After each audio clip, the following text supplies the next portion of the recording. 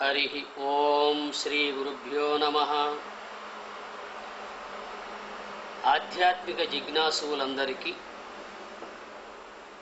నూతన సంవత్సర శుభాకాంక్షలు తెలియజేస్తూ, భగవద్భక్తులారా, మన భారతీయ సంస్కృతిలో, మన సనాతన ధర్మములో మన పూర్వీకులు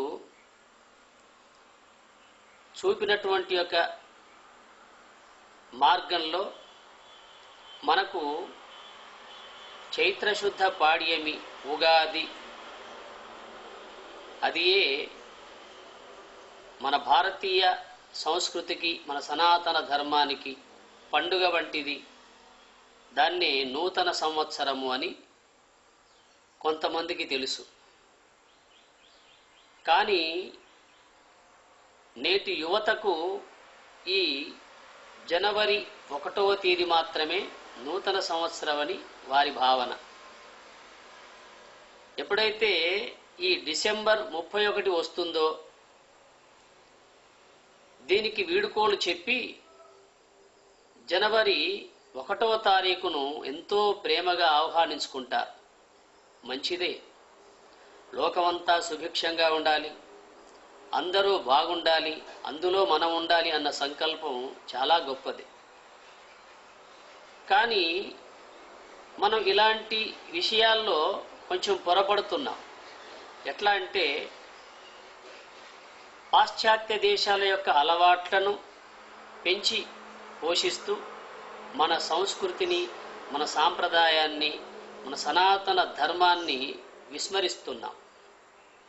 ఎట్లా అంటే, ఉదాహరణకు కొన్ని మీ ముందు ఉంచుతాను. ఇప్పుడు ఆదివారము సెలవు అనేది మన భారతీయులు నిర్మించుకున్నది కాదు. అది ఆంగ్లేయులు వాళ్ళ ఉపయోగార్థం నిర్మించుకున్నటువంటి ఒక సెలవు దినం. అది ఇప్పుడు లోకమంతా పాకిపోయింది. ప్రతి గవర్నమెంట్ కర్మచారులు, గవర్నమెంటు ఉద్యోగస్తులే కాక ప్రైవేటు విషయంలో కూడా అది మొత్తం విస్తరించిపోయింది. ఆయన ఎందుకు పెట్టుకున్నాడో మనకు తెలియాల. మరి మన వాళ్ళు కూడా కొన్ని సెలవులు పెట్టుకున్నారు. మన వాళ్ళు పెట్టుకున్నారంటే పూర్వకాలం అమావాస్య, పౌర్ణమి, ఇంకా పర్వదినాలు సంభవిస్తే ఆయా రోజుల్లో సెలవులు ప్రకటించుకొని ఇష్టదైవాన్ని ఆరాధించి దైవికంగా, ఆధ్యాత్మికంగా ఒక విధమైనటువంటి ఒక సంస్కృతి సాంప్రదాయంతో గడిపేవాళ్ళు. అదంతా విస్మరించి కేవలం ఆదివారం వచ్చిందంటే మన వాళ్ళు ఆదివారానికి ఎంత ప్రాముఖ్యత ఇస్తున్నారో మీకే తెలుసు, మాకంటే. ఆదివారం రోజు మనం చేస్తున్నటువంటి ఒక కృత్యాలను కానీ, మనం ఆచరిస్తున్నటువంటి ఒక విధి విధానాలు కానీ మనం కొంచెం శాస్త్రపరంగా తెలుసుకున్నట్లయితే మనం ఎంత పొరపాటు చేస్తున్నామో మనకు అర్థమవుతుంది. సూర్యాష్టకము అనేది అందరికీ తెలుసు, చాలామందికి. అట్టి సూర్యాష్టకములో చివరి 2 శ్లోకాలు ఫలశ్రుతిని తెలియజేస్తున్నాయి. ఆ తెలియజేసే విషయాన్ని ప్రతి ఒక్క భారతీయుడు తెలుసుకున్నట్లయితే మనం విస్మరిస్తున్నటువంటి మన సంస్కృతిని గుర్తించగలం. స్త్రీ తైల మధు మాంసాని సంత్యజేత్యో రవేర్దినే నవ్యాధి శోకదారిద్ర్యం సూర్యలోకం సగచ్చతి. అమిషం మధుపానంచ యః కరోతి రవేర్దినే సప్తజన్మ భవేద్రోగి జన్మ జన్మ దరిద్రత అని ఆ 2 శ్లోకాల్లో ఉన్న విషయం మనం గమనించగలగాలి. స్త్రీ తైల మధుమాంసాన్ని సంత్యజేత్ యో రవేర్దినే నవ్యాధి శోకదారిద్ర్యం సూర్యలోకం సగచ్చతి. ఎవడైతే ఆదివారము రోజు స్త్రీ సాంగత్యాన్ని, మధుమాంసాలను విసర్జిస్తారో, అనగా వాటిని తాకకుండా ఉండగలుగుతారో, అట్టి వారికి దీర్ఘవ్యాధులు సంభవించవు, దుఃఖములు కలుగవు, దారిద్ర్యము వారి దరికి రాదు. వారు మరణానంతరము సూర్యలోకాన్ని పొందుతారు అని ఆ శ్లోకం చెబుతుంది. సూర్యలోకం అంటే, సూర్యుడంటే ప్రకాశం, ప్రకాశం అంటే ఆధ్యాత్మిక విషయంలో జ్ఞానం అనే అర్థం. అంటే ఏ మానవుడైతే ఆదివారం రోజున స్త్రీ సాంగత్యాన్ని గాని మధుమాంసాలను గాని విసర్జించి పవిత్రంగా ఉండగలుగుతాడో అట్టి వానికి దరిద్రము దరికిరాదు, దీర్ఘాయువు సంభవిస్తుంది, మరణానంతరము జ్ఞానస్వరూపుడై మోక్షాన్ని పొందుతాడని అర్థం. ఇక రెండవ శ్లోకం ఏం చెబుతుంది? అమిషం మధుపానంచ యః కరోతి రవేర్దినే సప్తజన్మ భవేద్రోగి జన్మ జన్మ దరిద్రత. ఎవడు ఆదివారము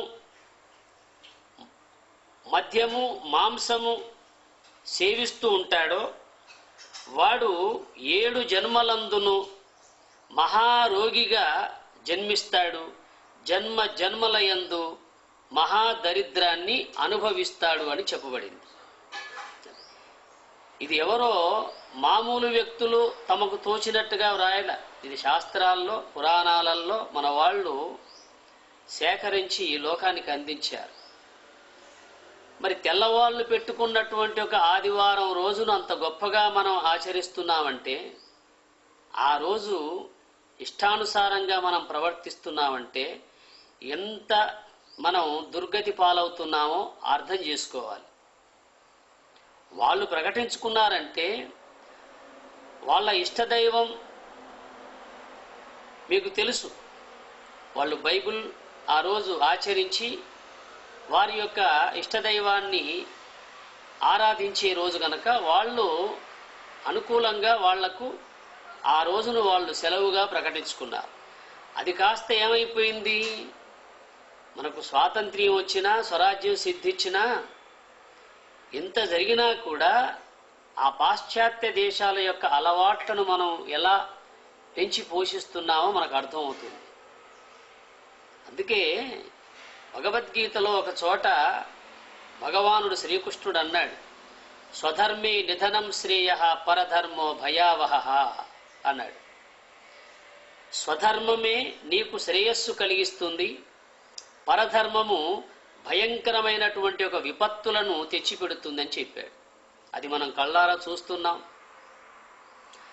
స్వధర్మం అంటే నీవు ఏ దేశంలో పుట్టావో, ఏ సాంప్రదాయంలో, ఏ ఆచారములో, ఏ సనాతన ధర్మములో నీవు అవతరించావో దాని యందు నీవు ఉండడమే నీ యొక్క స్వధర్మం.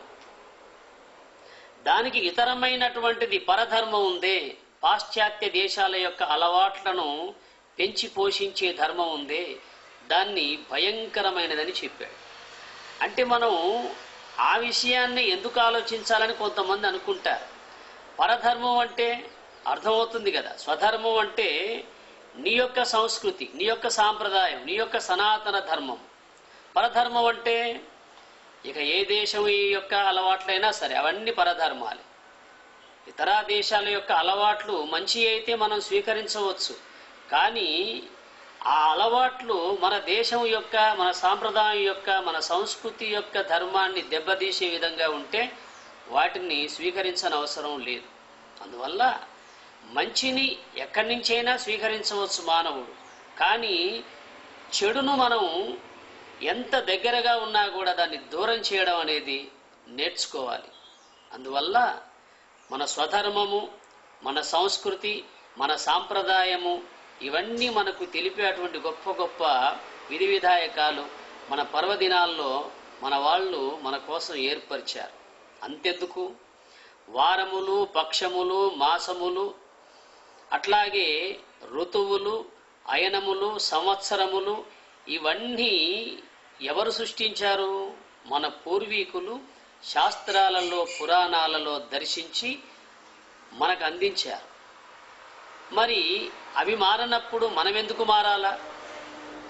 వాటి స్థానంలో అవి ఉన్నప్పుడు వాటి యొక్క గొప్పతనాన్ని మనం ఎందుకు తెలుసుకోకూడదు అన్న విషయాన్ని గమనించగలిగితే ప్రతి ఒక్కరూ ఈ కొత్త సంవత్సరము అందరూ ఆనందంగా ఉండాలి.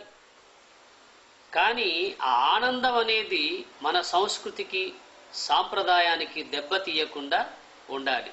అందువల్ల యువకులారా, మీరందరూ భావి తరానికి పునాదులు.